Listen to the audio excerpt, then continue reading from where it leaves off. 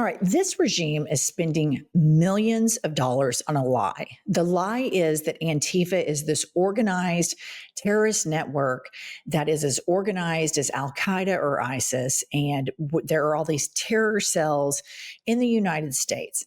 It is a bald faced lie. Antifa is for anti fascist. The fact of the matter is, all of the allied forces are anti fascist. I am anti fascist. All of the white women and the majority of all of the Americans I've ever met are anti-fascist. Now, granted, there are some Bible thumper evangelicals that I know that are full-blown fascist and unapologetic about it, but the overwhelming majority of Americans are anti-fascist. Look at this sleekly produced commercial with Pam Bondi talking about the alleged Antifa movement, which, by the way, does not exist. It is an idea. Right. Antifa beats journalists. Antifa attacks our police stations. They attack our courthouses.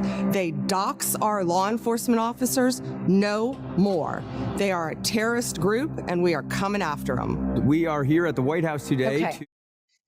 This is a lie. This is what they do. Trump has doxed judges. Anybody who speaks out against him gets doxed. This is gaslighting. This is projection. This is dangerous. This is millions of dollars of propaganda spent on a lie. And why are they making the net so wide? Because they want to be able to go after anyone. They started with drag queens. They went to trans people, then immigrants. Black people have always been a top on their list.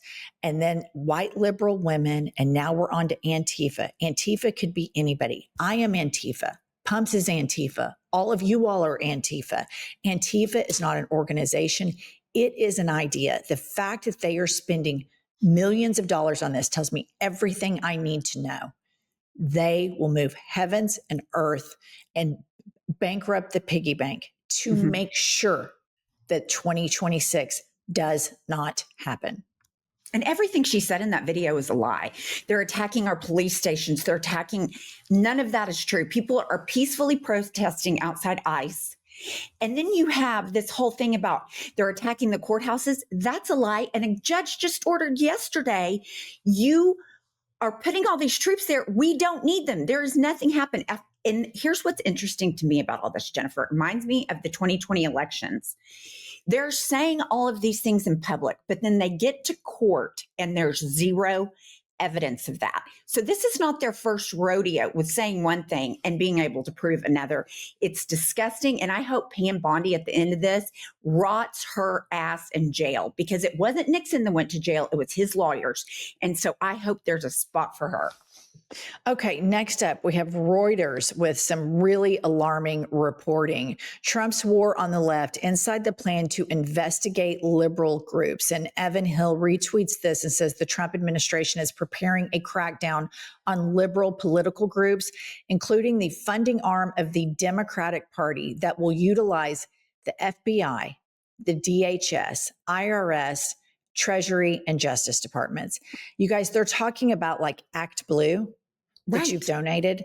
They are creating a war against the opposition. These are the thought police. These are white nationalists. They use the likes of Pam Bondi to gender wash, to keep the MAGA women on board with this.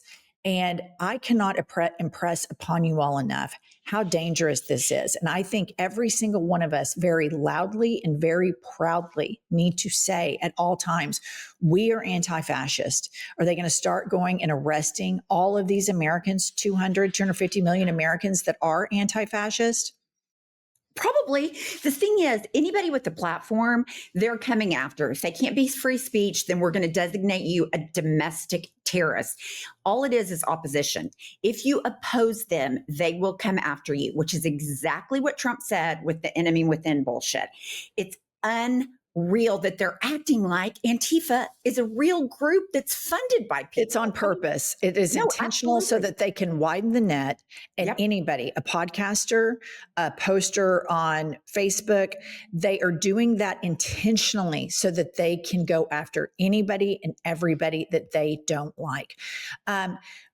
Pope Leo is speaking out adamantly on this. Pope Leo has reportedly escalated his growing feud with Trump, instructing U.S. bishops to take a stronger public stand against the president's hardline immigration policies. I wish more religious leaders would speak out about this, because there is a moral rot of Christians that exist in the United States of America that gladly, proudly, and salivate over the dehumanization of people. And these are the triple Trumpers. These are the MAGA voters. These are the racists. These are the homophobes. These are the people that are somehow triggered by a woman owning a business or triggered by a Super Bowl show. These are the most terrified people on the planet. And America has had a crazy Christian problem for decades. And the worst Americans among us are not the open-minded freethinkers. I can tell you from having lived in a red state my entire life, the moral rot in America are white evangelical Republican voters. They are cruel, intentionally cruel. They have no compassion. They have no empathy. They worship the dollar and they worship cruelty. And that's the end of the list. Well, they are so easy to dehumanize other people because they think they, A, are righteous and can stand in judgment of other people because they are so entitled through their religion. And I just want to make this comment. You've got Pope Leo, and he's, number one with the Catholics. Then you have Tucker Carlson going out there, breaking off the fissure. Then you have Joe Rogan. So it's like, there's got to be there's influence in all those groups. And hopefully there will be a measure of the Catholics that start saying, you know what, that's right. We are dehumanizing these. Well, there are a lot of Catholics. There are. I have lots of Catholics that are Democratic voters. Evangelicals are what I'm talking about. Are there MAGA Catholics? Yeah. Look at JD Vance, look at Sam Alito. But historically, Catholics are not a monolith. Evangelicals are a monolith. And the data has proven that election after election, decade after decade, going all the way back to the KKK. But in an interesting turn of events, Governor Dipshit has come out, and Kevin Stitt, the GOP governor of Oklahoma and the chair of the National Governors Association, on Texas sending its National Guard to Illinois. He says, quote, Oklahomans would lose their mind if Pritzker and Illinois sent troops down to Oklahoma during the Biden administration. And he is exactly right. And he is proving one premise that we've always had: assholes have moments of clarity. But what I'm starting to see break through here is political survival. Right. And you're seeing the strong man's health rapidly decline before our eyes. And people are starting to see, how is my political career going to survive beyond him? And so they're starting to step aside. Look, Kevin Stitt, you guys, he is a Bible thumper, a triple Trumper. He could give two shits about immigrants. He could give two shits about women. He doesn't give a shit about educating people in Oklahoma. He is a hypocrite, charlatan, all across the board. But like Marjorie Taylor Greene and Tucker Carlson and others, they are starting to see that Trump is taking this too hard. He's taking it too far. And they have to see their own political survival beyond Trump's imminent death. I mean, he's 80. It's got to happen, within a decade, and the cult will completely crumble. And so I just think it's fascinating that we're starting to see so many fissures in the MAGA base. And I want to leave you all with this. They're wound up, about Bad Bunny. And imagine living in a world where you wake up, you go to church, you go home, you watch Wheel of Fortune, and I guess you watch Fox News after that. And you're so triggered by Bad Bunny. Like, why is this a 911 Cracker Barrel? Bad Bunny. So Riley Gaines, who has gotten everything in life she ever wanted, she tied for 5th place in swimming, but she still got 5th place. She tweets, Bad Bunny told Americans they had 4 months to learn Spanish if we wanted to understand the Super Bowl halftime show.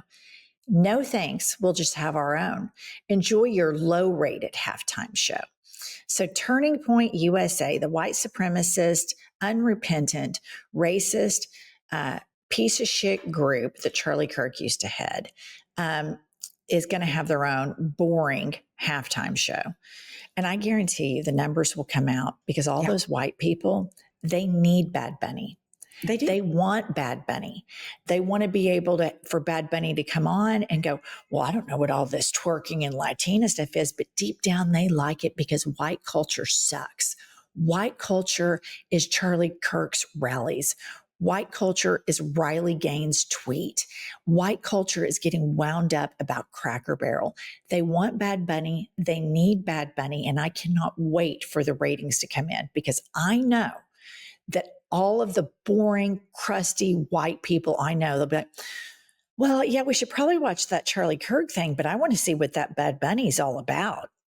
Absolutely. I think it'll be a Jimmy Kimmel comes back to ABC style rating, like the biggest ratings ever, because there's so much stuff around it. No, I agree. And Riley Gaines, you got fifth. You would have gotten fifth, whether there was a trans athlete in there or not, because you aren't top three. So shut the fuck up. Riley Gaines is not a good swimmer. She's not a good tweeter. She's not a good commentator. She's not a good person. All right. All right. Listen, get our book. Life is a Lazy Susan of Shit Sandwiches. Link is right below in the show notes. Subscribe to our channel. Make sure you're subscribed. We'll see you later with more news.